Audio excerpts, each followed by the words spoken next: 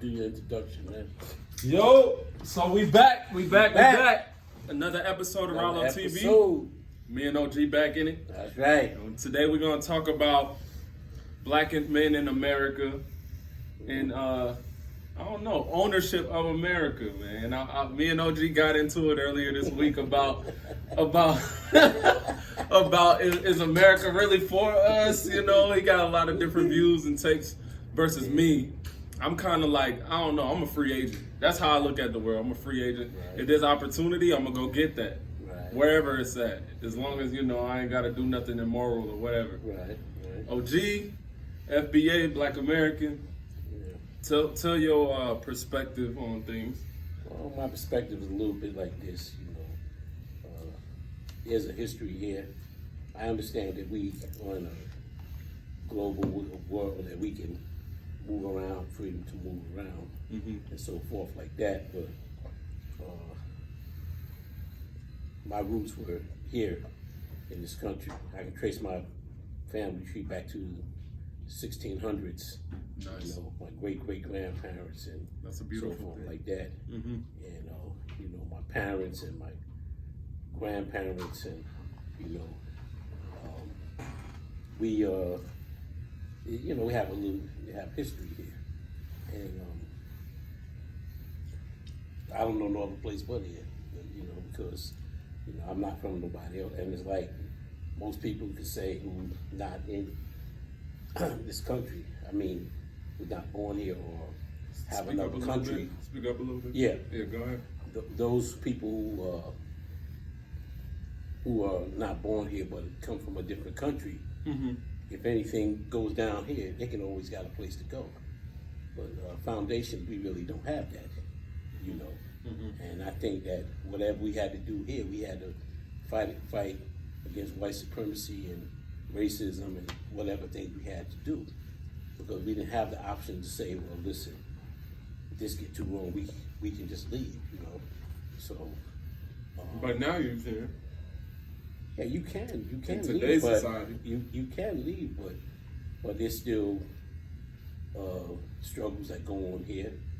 All right, it's just like if I go to Africa and everything like that, I can't be a citizen there right away. I have no citizenship there, so I would have to spend a certain amount of time over there and get my citizenship and everything like that. But the same is true for me though. Yeah, right? Well, I'm saying you were born here, right? Yeah. Okay.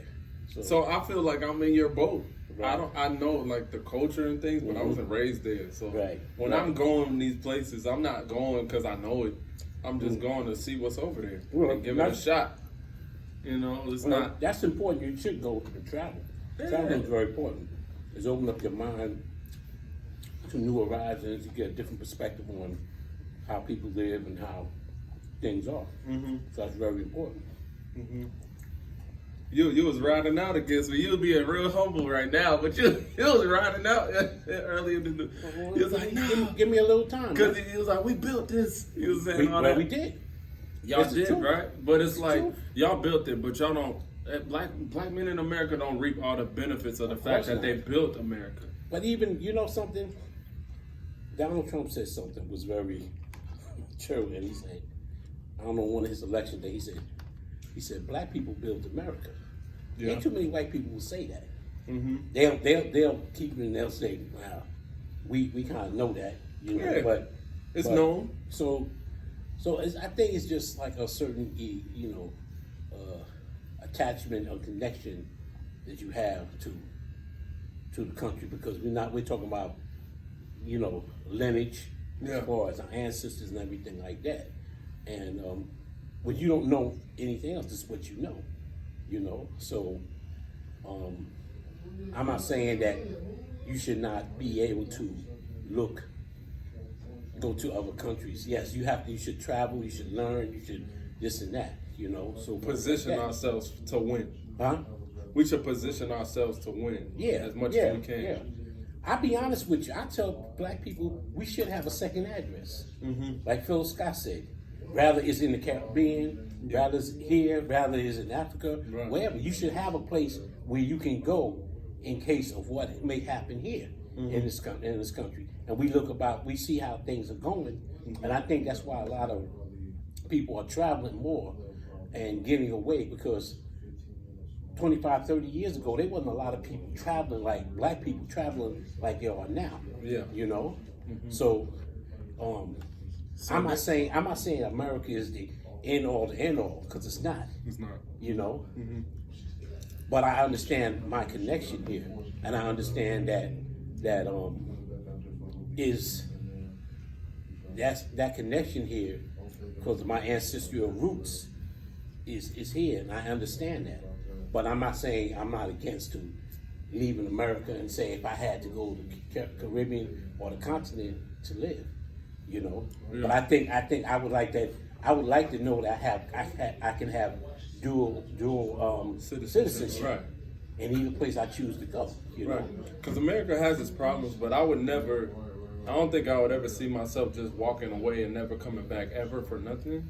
Because this is what raised me, you know? This is what I know. It's like, I know I could get certain benefits here, but it's like, I don't want to be ever in a place where, and I don't think we should tell people younger than us coming up that you should be beholden to one thing and one thing only. No. Because anytime that you're in that, the less options you have, the less power you have. Right. And you always want to keep your options open so you can be able to move how you want to move. Maneuver. You know. I think now with this generation now of people, I say young people, and this generation of people, they have much more options than the people in my time, in my age group. You know, they can move more. They have more opportunities and certain things that they can get to. So you should not be limited to just one thing, you know, because the opportunity is there for you to move around and to explore and learn Freely. freely. So, and one thing I can say from my limited travels, I've been to Africa and I just came back from the Caribbean. Do you know that both times I went out there, I've seen Asians, Chinese out there getting to that money. They don't care. They're going to get to that money wherever it's at. Right. And I've seen Europeans every time I've left. Right. So I think especially in the continent of Africa. I think that is important. We got to adopt that, right? So I think that it's important that we adopt that behavior. Because they're hunters. Right. They're going to go wherever the opportunity is. Right. So I want to see the same for those coming up after us. Like, hey, this is what my man on the diaspora news channel, Phil Scott, saying that he was saying that, you know, when he said he took his first trip to Ethiopia, you know, back in 2015-16, he said he's just got a different perspective, and he understood the point of traveling and just being a part of that passport, you know, traveling party. Right. And so it's very important because, like I said, whenever you go anywhere, you're going to get a different perspective. Your mind is going to be open. You're going to see things, you know, because America has its ways and different countries have their ways of doing stuff, you know. So it's good to get that perspective. Yeah. Me personally, I would love dualship. I would love to be able to, as I travel, I'm going to, you know, I would look into dual citizenship, you know, because I think you should have another place besides just here. But my roots is here, you know. Right. I'm never going to say, I would never give up my citizenship here because my roots are here. When I say my roots, my lineage, my family, you know, and everything like that. Right. You know, so. And I respect that. Yeah. One thing I want to say to you, I don't think I got to talk about it, but while I was in DR, I seen so many FBA black men down there. Yeah. And there was like a lot of them, they were receiving a 401k. They moved down there because the cost of living is so cheap. Yeah. They could live. Yeah, a lot of people. You know, one thing about the internet, it allows people to go throughout the world and set up businesses where with 25, 30 years ago you couldn't do that. Yeah. You know, so with the internet, it allows you to go anywhere in the world and set up your business and run your business from wherever you at. You know, and I think that's why I said I don't know the age. What was the age group of the guys you saw that it looked like? It was a wide range, and it wasn't just older guys, but right. the ones that are permanently living there, they were probably like 51 and up. Right. But I did see guys my age just going down for a week trip with the guys, having a great time. Right. A lot of them CDL blue collar guys, you know, yeah. They work hard, get to that money, and go enjoy their money. Right, and they enjoy their money. Older guys, they'll be retired real estate millionaires, and they down there living like kings and having a blast, all smiles. And I'm just like, man, we have options, and I think we need to acknowledge our options as black men. I agree with you. You know? We do. Because we do. Anytime, just like I said, like anytime you don't feel like you have an option, I think you will be mistreated more. Right. Because like Mexicans, they get deported, they go back to their country. They got a house that they've been building for the last 10 years. They go there, they live. Right. You know, so like us as people, blacks in America, I think we need to like start. Yeah. You open up brainstorming. the mind and this and that. I think what kind of hyped me up was that in the light of what's going on in the world, and with I think also what's going on, what I see with happen in New York, particularly with that young man getting choked out. Yeah, the Michael Jackson impersonator. Right. Yeah, Jordan Neely, and it really made me look at like never in my time growing up, if you saw something happen to a person, somebody would speak out. Somebody would say, "Hey, listen, hey, what you doing? This and that." But for some man, a random stranger, just grab that man, a Caucasian, and choke that man out. Choke the life out of him. Yeah, and then I'm hearing people talking about,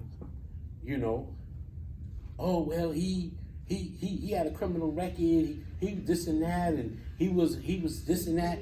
What does it have to do with life? What right do another man have to come if it was a self-defense situation? It wasn't like that man was going there and just starting trouble. Right. He was all he said was, "Hey, listen, I need some money. I'm hungry. I don't care if I go get locked up. I just want something to eat." He wasn't causing no threat to nobody. Yeah. So what gave that man the right to go and choke that man out, and then you have other accomplices that held that man down, right?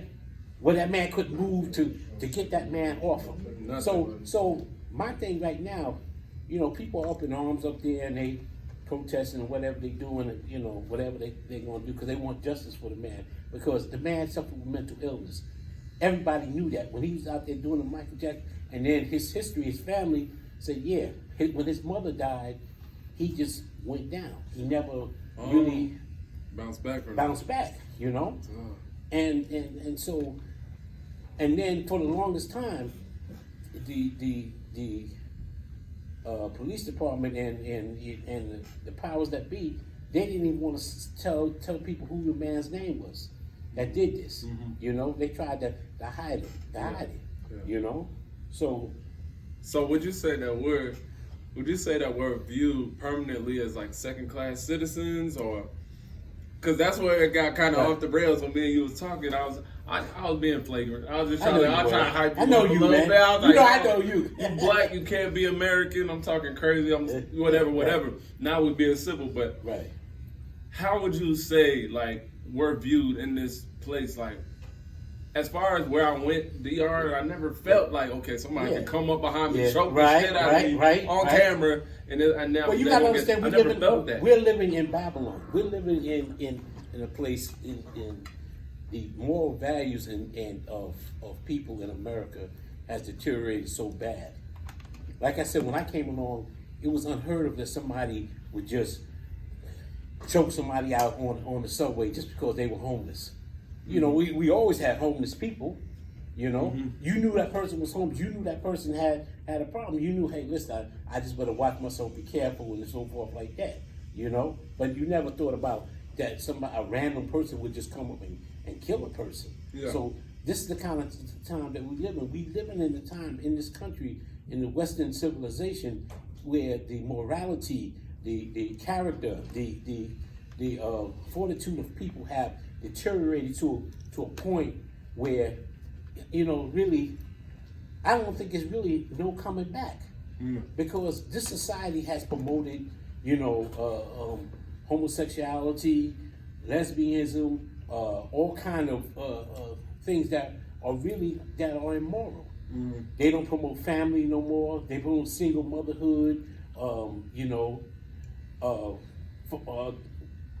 They don't promote masculinity in men. Right.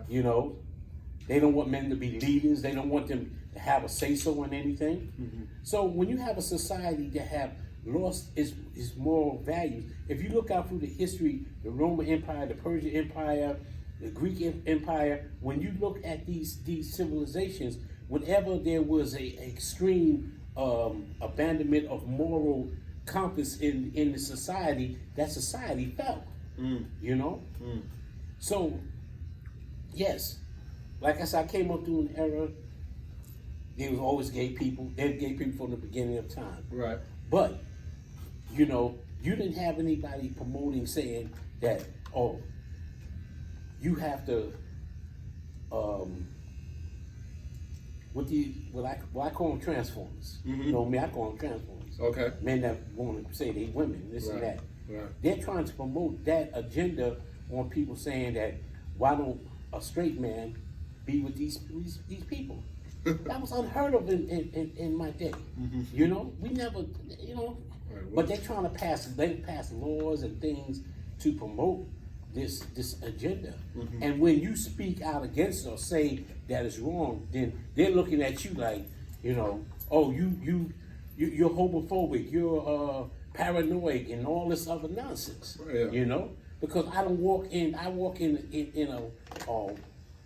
moral fiber mindset, and you choose to walk in that mindset, and it becomes detrimental to the family structure of what children see.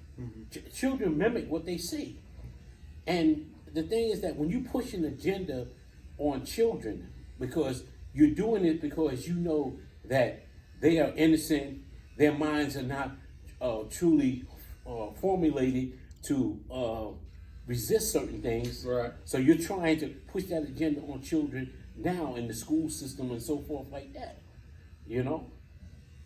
So we living in very perilous and bad times. So I guess that just brings up this question, right? Like you're saying, the moral fiber is going down, but when it came to defending that white man who was an ex-Marine who choked him out on camera, they held him down. Like they tried to keep his name with him. Right. So certain people are protected here, right? And clearly certain others aren't. You had it's selective morality. Right. You had a black mayor, and just because you have a black person in charge, don't mean that they're not a part of the system of racism, white supremacy. That they're not a tool. You had Mayor Eric Adams, who got on TV and said, "Oh well, we need to investigate and see if it was this and that." The camera had straight out. We see what went on.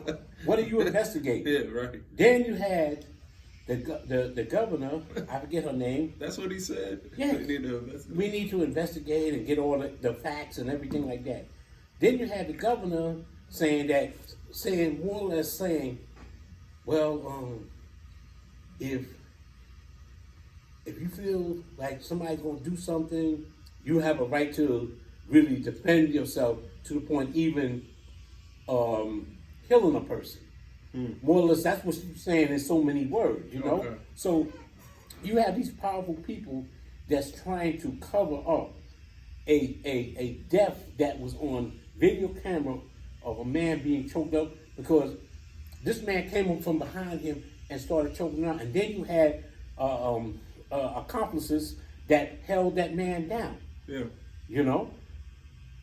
And they said after the man died, they said he stayed on his neck for at least a few more minutes after he was dead. Just to make sure. Right. Damn. So that's why I guess I felt the way I felt, man, when I'm saying like we can't never really be fully American. Like they don't when they think patriotism and they think national anthem and all that good stuff, they not thinking about no FBA black man. That's kind of where my energy is coming from. FBA, rather you come from wherever you come from, and you're part of the system. They not thinking black about man, you. You're not. I don't think this country, you know, the values they say, life, liberty, and justice, they have not lived up to any of that of the words that they have said. Right. You know, and like I said. The Constitution was designed for them folk. Mm-hmm. It wasn't designed when they said that all men are created equal. You know, all men are not created equal. Yeah. You know, if you was a slave, you was not considered equal. So that's the reason why people don't understand the danger of of the system of white supremacy and racism is that the fact that they don't matter what you have or what you achieve as a black man, they're never going to recognize you as an equal to them. Mm-hmm. And some of us believe that if I got so much money and I got this and this and that, if I follow the golden rule and I speak the king's language and English and everything like that, that's going to exempt me from racism and white supremacy. It does not exempt you. Because they don't, in their minds, they don't fancy you as being human. They see you as being less than them, not being equal to them. Not American. I'm not gonna say it's not just we live in America, but I'm talking about as far as humanity, the mindset of saying that as a human being. Mm-hmm. How we see each other as human beings. Mm-hmm. These people don't see us as being human beings, as black people. Rather if you was born here or rather you come from a different country. Mm-hmm. It doesn't matter. Because if the police stop you today, they're not going to ask you, are you from Africa? Or are you from Haiti? Or are you from San Domingo? Or where? They're not going to ask you that. They're going to base on the color of your skin. Mm-hmm. And that's what they do in America. They base you on the color of your skin. Mm-hmm. You know? Yeah. So it don't matter if you can be a lawyer, you can be a millionaire, you can be a trillionaire, a billionaire, whatever you want. If you're in a situation where these folk stop you or really say to you that, hey, listen, what are you doing here? Why is this, and that? I feel like if I'm an American, I'm a citizen, or I live here, I should be able to go anywhere I want in this country. Mm-hmm. But that's not so. Yeah, you gotta be careful at all times. Right. And why should I? Why have to be? But because of the color of my skin. Right. Because that's how these people they judge you based on your color. Mm-hmm. It has nothing to do with your achievements or your accomplishments or anything like that. It has to do, they want to deal with your color of your skin. Mm-hmm. So we agree. We on that. We fully agree on that piece. Yeah. I'm just like, I don't know, all the imagery and all the patriotism and all that. Like, I can't never really sit here and rock 100% with America. I think you know, I only can respect something that respects me. Yeah, listen, I think if you understand the history of this country, how can you rock with it? Mm-hmm. When this country was frowned upon the labor of other people, slavery, racism, and discrimination. How can you just honestly say that, hey, I'm all this patriotic? Mm-hmm. But some people believe that, you know, even though Black Americans have fought in every major war in this country since the Revolutionary War, mm-hmm. you know, Crispus Attucks was the first black killed in the Revolutionary War. Yeah. So we have fought in every war.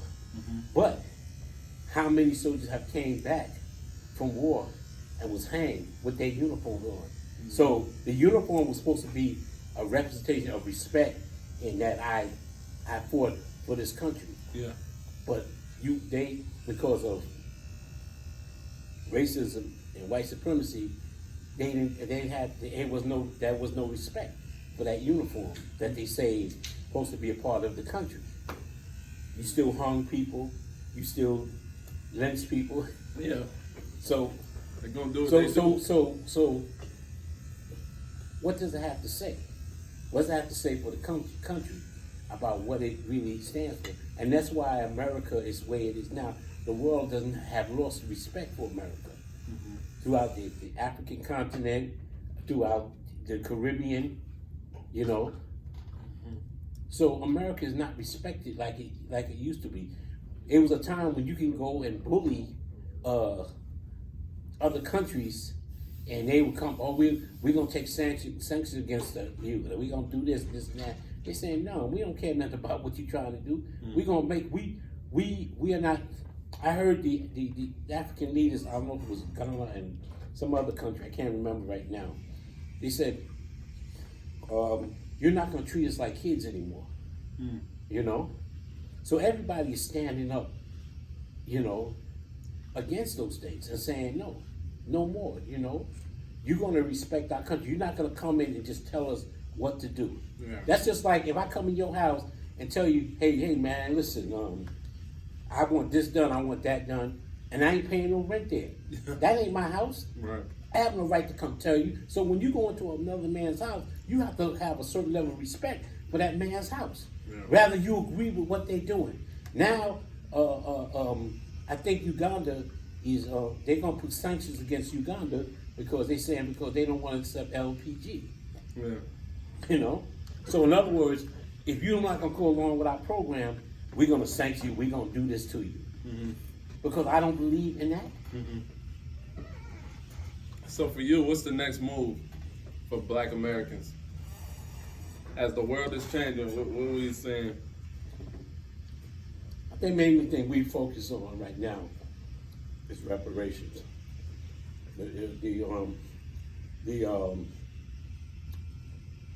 conversation of reparations is getting a lot of attention, not only in America but around the world. You have different African, Caribbean nations that are saying about England owes and Portugal and even Arab nations were owed because the Arabs were really the first originators of slavery, started enslaving black people before Europeans.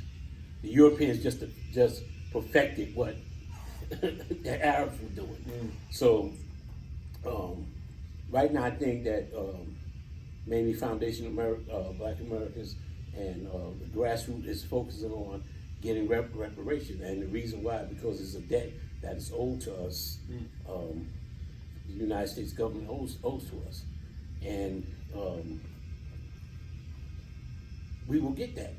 It's coming, and the whole thing now, like I said, in California, the Reparation Committee has summed up their final meetings, and they're going to present their findings and everything to the governor of California, and hopefully, you know, they will get it, and then it'll trickle down to other parts of other people, which is something that's where I got to get off the train with you, because I'm just not hopeful when it comes to reparations. Well, you know, a lot of people are not. I got to look at it, but I'm not saying maybe I may not see it.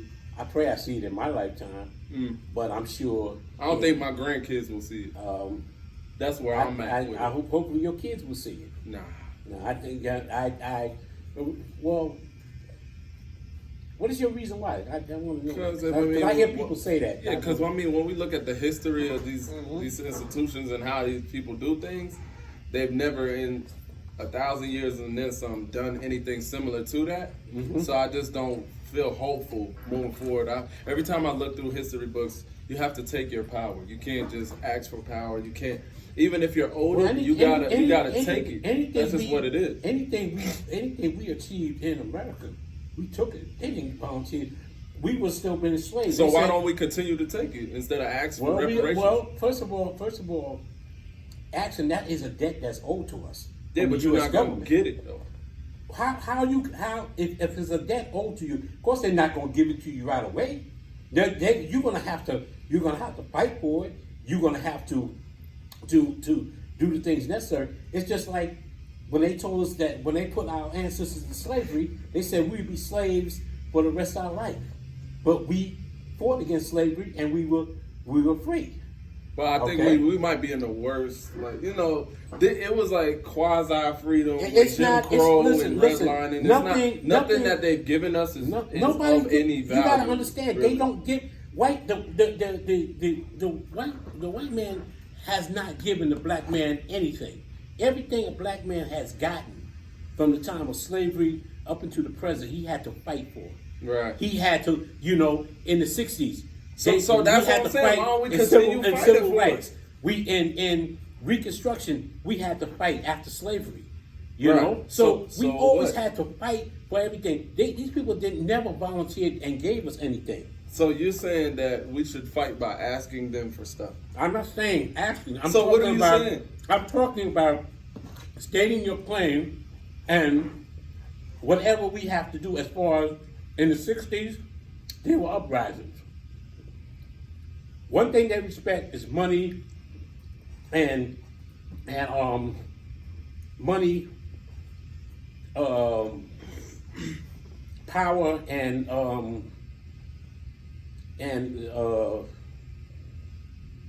violence. Mm-hmm. Okay. When things happened in the 60s, different parts of the United States was being burned down. There was civil unrest all through. They never want that. They never want that. They don't want that because in their minds, their businesses and everything was destroyed. This happened and that happened, and they had to sit down and give us our civil rights. That's why you had the 1965 Civil Rights Act bill. Then you had the Housing Act bill back in 64, and then in 65 you had the housing bill and the immigration bill. Nothing we got was just given to us. And we understand reparation is something that is, we know that they just not gonna just say one day, oh, we just gonna feel sorry and just give black people reparations and that's it. We know it's a battle. We know it's an uphill battle. But it can happen. Like anything else. They said we were going to be slaves 400 years ago. We're not slaves now. Right? So we have to, you know, nothing in this world is not worth I guess I'm with you, right? For. I guess I'm with you when it comes to, okay, we should say it. We should say, hey, y'all owe us this. But in the meantime, we got to keep moving and doing other things, moving and grooving. I don't want us to invest a lot of energy into that. It's ridiculous to you can't just stop the world and say, oh, we just going to not do nothing and wait on reparations. No. You still continue to self-empower yourself. And what does that look like? And what does that look like? Self-empowerment is doing for yourself. Mm-hmm. It's doing for yourself, your family, and for your community. Like what? Give the watchers Building some businesses, tangibles. Giving opportunities to your young people. Mm-hmm. If you have businesses, if you start businesses, you can employ young people and people in your community.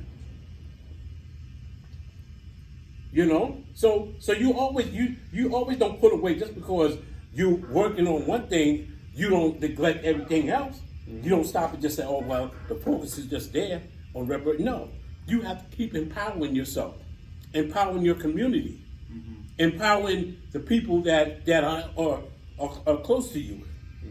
Mm-hmm. Be codified, be on code with your brothers and sisters. Be supportive of their businesses and everything like that. Mm-hmm. You know, so it's a lot of work to be done. You know, reparation is just one part. It's not the whole thing, but it's other things that we can do to better our community. Right. You know. So if you had to grade us, how are we looking, man? Like, where are we heading? Because, I mean, you referred to the Watts riots in that time. That's I feel like this black Let me community tell you what now is happened. not the same as that black Let community. me tell you what happened. My generation of people messed up. When they got the gains in the 60s, when the 70s came, instead of them building upon that, they got relaxed. And it gave them folk an opportunity to build, and you got to understand, the devil works night and day. The devil don't take a day off, you know. So instead of us building on the achievements that we had, we got lax and got off into other things, not building our businesses and doing the things that we're supposed to be doing. Mm-hmm. So when the 70s came, then they started with the welfare, and you know, if women want to get welfare and food stamps and all these social programs, you got to understand the before the 60s So and all so that forth stuff, like that. all that There stuff was that no we- welfare yeah. programs Right. and all that. Right. We as black people, we did not survive off welfare programs. We survived off each other. We had businesses. We depended on each other. You know? But when integration came, then all that other stuff started coming into play. And we started in the 60s because all of a sudden we want to start going to the white people's store. We wanted to be among them.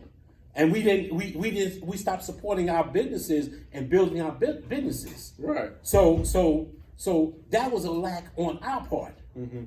So then when the 70s came, they were setting the stage for getting men out of the home by giving women social programs and all this other stuff, right? Then when the 80s came, then the crack epidemic, mass incarceration, and all that. Okay? Who did it affect? It affected black people because we were targeted. Up until this time, we have not recovered from that crack era. That was a very bad part of history for us as being in America for black people. Mm. So this was all by design.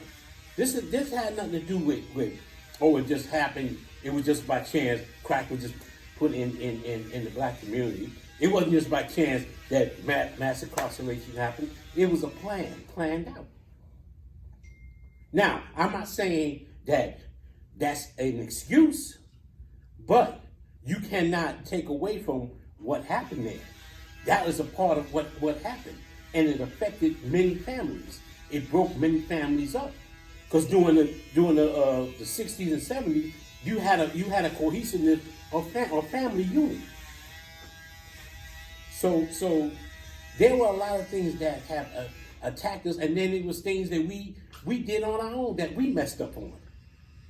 You know, and we have to take responsibility. Everything wasn't just them folks. It was things that we did. So what do we do? We did things like we were not building our communities. No, I'm saying, what we do were we running, do? What do we do? We're running after. No, we know that. We've already addressed that on previous episodes. But I'm saying, what do we do? What did we do? What do we do? What do we do now? Well, first of all, you have to try to build. Like I said, you have to try to build self-worth of yourself, knowing yourself. Try to build your community. Try to build businesses. Support the black businesses that we do have. Mm. You know something? I'm gonna tell you. The brother right down the street opened a beauty supply store. Yeah. Now I know everybody know about that store. Yeah. No, but there wasn't a number of. It was only so many black people that went in there supported that brother. Mm-hmm. Now he had to close that part of the store. I ain't gonna keep the barbershop, but he had to close that part down and put all his stuff online to sell because he wasn't getting the support. Yeah. Now I saw a lady come in there yesterday because I went and bought something from him because I always try to patronize him, you know. And this woman was buying like a wig, some hair. Mm-hmm. So he said, okay, everything in the store is 30% off, mm-hmm. which the wig was like maybe 200 something. So he gave her 30% off. It came out to 150 something. Mm-hmm. The lady sitting there negotiating, talking about, oh, I'll give you $100 for it. The man said, no, I just gave you the 30% off. Mm-hmm. Now, if we were in the white people's store, We don't do that to white people. If white people told us that costs $150 or $200, we would buy it. Because why? It's the white person. But when we deal with each other, sometime in business, we always trying to get over and trying to get something for nothing. Yeah. Come on, that man got lights and everything. He has state bills to pay too. Yeah. So the thing is that when I say self-respect, we have to learn to not only respect ourselves, but have self-respect for our brothers and sisters that are in business. Don't look to, if you're willing to go to the other man's store and pay $200 for them Jordans or whatever and this and that, and I'm saying I'm selling my Jordan for $200, okay? Why can't you buy my Jordans at the same price that you would buy it from them folk? Come on, it starts with us. It starts with us, first of all, having a certain sense of pride and self-respect for each other as people, as a people. You know? And that's one of the things that is lacking with us. We don't respect each other. We don't love each other. You know, I can really say I came up during an era in the 60s and the 70s where black people kind of love. We had a certain cohesiveness. You know, we it was a love. It was, hey brother, you know, we looked out for each other. But we've lost all the things that really kept us together because we allow money and we allow status and everything to come between us, and we look at each other. You know, even that N word. I don't even like that word because that word was done through degradation and hatred. But when we call each other that because we talking about, oh, that's a term of endearment or this and that. We didn't call, we never, that word was never given to us to say to each other. Them folks said that to us. So certain things that we need to get away from and say, no, as I see you my brother, you're a reflection of me. When I look in the mirror and see you're a reflection of me. And I should have, as much as I have self-respect for myself, I should give you that same respect and love. So, you know, it begins with us individually changing our mindset, changing the way we think, how we view each other. You know, not oh well, you know, oh, I'm gonna get over on that end. You know, he ain't no good, and come on, that's not love. That's not being on code. So what do we do if there's no love? Like, I'm 30 years old. I got a long way to go in this world, right? And I don't feel like I have time to sit around and wait for unity and peace and love. Like, if I'm trying to get to where I'm going, I gotta go. I can't wait for the community to see value in me because these people don't value themselves. So I gotta move how I gotta move to make it happen. Then you have to move the way that you need to move that's best for you. I'm not saying that's an individual thing. That's not a collective thing. Yeah. First of all, when you move a certain way individually, then you can have an impact collectively on other people. Okay. So if I see you moving a certain way, and I see that you're respectful, and you doing your thing, so forth like that. Yeah. And when you come to me with an idea or something and say, hey man, such, and I'm watching you how you observe, I'm going to respect you and say, hey, you know something? Rollo got something going on there, man. He talking to me, man. I can respect what he's doing. You know, now I might be moving a certain way. I give you a perfect example. Nipsey Hussle. All his crew that he had, the 4 guys that he was tight with, they all was into different things. But what made Nipsey so powerful and so great and such a great person, he didn't question those guys and this and that. Well, you out here doing such. He said, listen, man, I got a better way for you. I can show you how we can make money legitimately and establish your own thing and so forth like that. You know? And you don't have many brothers that want to share their knowledge to each other. You know, they get something, oh, it's all just about me. Well, you know something? A closed hand can't be fed. If your hand is closed you can't put nothing in it. But if I'm sharing knowledge and wisdom of something, how I got to a certain point, then I'm opening my hand. I'm sharing and helping you. So unless we get to a mindset like that and say that, listen, it's not just about me. Listen, one thing I know about my life is greater. Is not. Is some things in life is greater than myself, than me. In other words, the people who I talk to or who I try to help, it's not about me. Because if it was just about me, I would keep some of the stuff I know and just keep it to myself. But what good is that? Knowledge is not knowledge unless you share that knowledge, unless you share of yourself, you know? And you have to have a certain mindset and a certain heart and love for your people to do that. You can't look at all our people in the same light. Oh, they just this and that. Oh, he's this and that. Oh, blah blah blah, this and that. And maybe because I have the heart I have, and the love I have for my people. That's how I see. I can see things that way, you know. So for me, right, I'm listening to you, but it sounds like you come from a perspective of an older man who's had a lot of experiences. You've lived a life.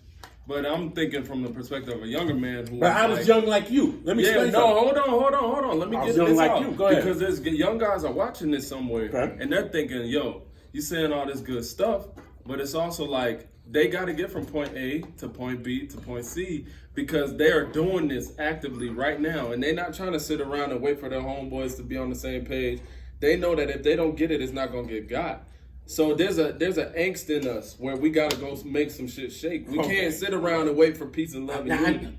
Because we look around and we see shambles in our community. I'm just telling you what we see. I'm just telling you what I see. You don't gotta agree. You don't gotta disagree. When I had these conversations with guys in the same chair, they telling me what they saying. They not seeing optimism all around them. They not seeing encouragement. They not seeing none of that. Everybody's like, "Fuck you, it's me." Forget you. That's what it is. Me, myself, and I. Yeah, exactly. So I'm saying for us to navigate successfully to get to the next place and point, like, you're an older guy, so you got a lot to give back. We coming out the mud and dirt and nobody believes in us or gives a fuck about us. How the hell am I supposed to be thinking about everybody else? I'm going to give you the answer. Go ahead. You ready for the answer? I was in that same place. I came out from the mud part. Ain't no silver spoon was handed in my hand. I went through the same thing that most young men have went through. But I made a decision that I was gonna, no matter what, I was not gonna resort to crime. I was not gonna resort to trickery and robbery and doing certain things that I know wasn't right. I got it from the dirt. I worked. I still on a certain principle and value about myself and about my situation, and I worked through it.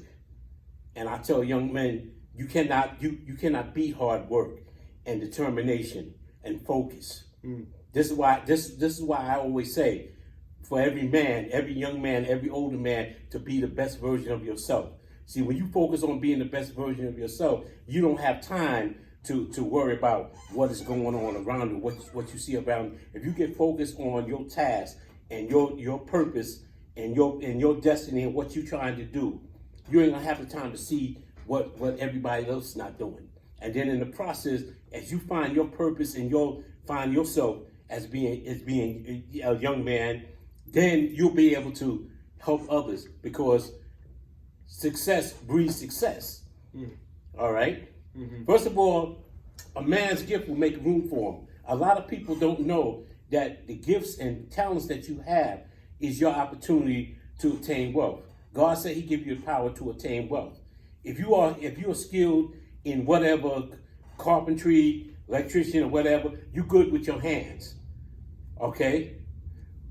The mind is the power tool of innovation and of creativity. Okay? And I'm a witness that when I was a young man, there was things I used to have in my mind, quotes and stuff. I had a book, I just write down stuff, do this and this and that. well, I'm gonna put this on a T-shirt. I'm gonna put this saying out. I'm gonna start at this and this and that. And words have creative power. You can manifest anything that you put your mind to with the effort of putting forth. Now, faith without works is dead. I didn't sit to complain about what I didn't have, what resources I didn't have. I just went and did it. I made my mind and did it. Mm-hmm. I only been unemployed in my whole life one time, and that was back in 1982. I got laid off from my job. You know what I did? I had a 71 Chevy Malibu car. I used that as a taxi service. I used to take people to the subway, and I think the subway back then was like $2 in New York, $2.50, and this and that. I put 5, 6, 7 people, or myself, 2 people in the front, 4 people in the back, and take them to the subway, back and forth. That's how I made my money. I got my unemployment money. Then from there, I always was creative. So if you have a mind to be creative, you can do things. You can make things happen. Just because you are in one position doesn't determine that you're going to be in that same position forever. Sometimes, you may have to crawl a little bit till you get to where you want. But if you have a goal and you have a focus, you'll get to your goal. You'll get there. And I was young too. I was younger. I was younger. I had kids. I was a young man in my 20s. I had kids, had responsibility, but I was determined. I made it happen. Now, for men, some young men now may not have children. I wouldn't advise them to have children because I wasn't really ready for it. But I had kids. But I had to step to the plate and do what I had to do. Right. So you just have to know what you focus on, what you really want, and work towards that. And it will happen. By yourself. Huh? By yourself. Like well, there was people that helped me. There were people that provided me with a job and helped me and everything like that. But like I said, if you have a vision, God will send you the resources and the people that will help carry out your dream and vision. No man is an island. Nobody can do it alone. I don't care who you are. Even millionaires had to get help somewhere. Right. Yeah. So trust me, the power of the will, the power of the mind is an amazing thing that God gives us, has given us. And you can do anything if you really put your mind to doing it. Now I ain't gonna say nothing is hard, nothing is easy, nothing is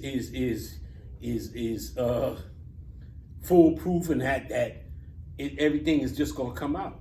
But you will never know anything until you apply yourself to it. So I say to young men, this and that, no matter where you at in life, where you at in life does not determine where you shall be in the future. I appreciate it, OG. It's another great episode. All right. We're going to stop it right here. We appreciate y'all for tuning in to another episode, Bridging the Gap. My brother. We'll be right back.